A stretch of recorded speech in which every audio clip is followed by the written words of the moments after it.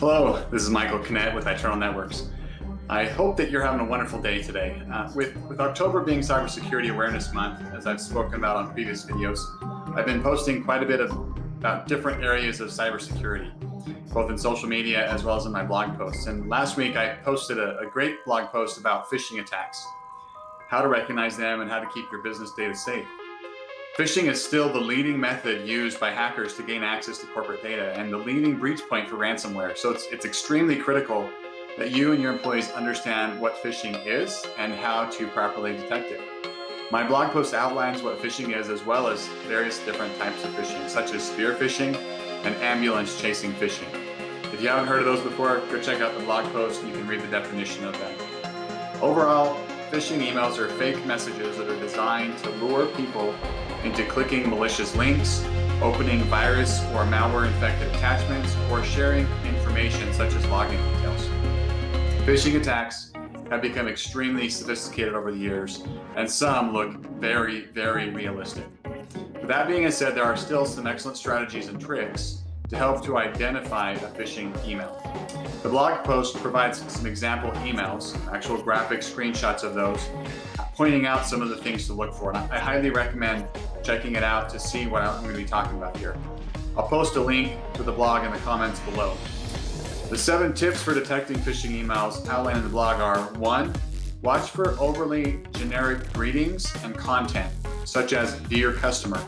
If the sender is who they say they are, such as your bank or Microsoft Office 365 or the IRS, they should know your name when they're sending you a message. 2. Examine the entire "from" email address. Make sure that all spelling is correct and accurate and doesn't contain any extra characters or numbers. A common method of these hackers is to use the first name correctly, right? So if it's your boss, maybe it's his first initial last name, but something's different in the last part of it. Maybe there's an extra number, an extra letter, something in the domain. So just watch out for any variation in there that indicates that it's not coming from who you think it is. Number 3, look for urgency or demanding actions. Messaging that indicates something must be done immediately or there'll be consequences. These are common in phishing emails. Number 4, carefully look at all links in the email.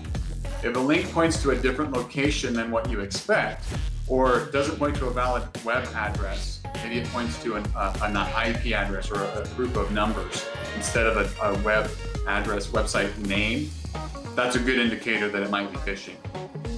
Number 5, look for misspelled words and poor grammar. This is usually done, it's common misconception is that it's done because they're from overseas and English isn't their first language. That's not true. It's usually done in an attempt to bypass your spam filters that are looking for specific words and phrases. By them changing those to where they sound funny, or maybe they're misspelled slightly, they can bypass some of the filters. Number 6, check for secure website links. So if a link from an email is pointing to a web page, make sure you're looking at that. If it starts with HTTPS, the S stands for secure. You should never enter, this just goes for good cyber hygiene, right? So you should never be entering in credit card information, username, password, personal information, anything in a website that does not have that S, that does not have that security built into it to protect your data. Number 7, don't open or click on any attachments right away.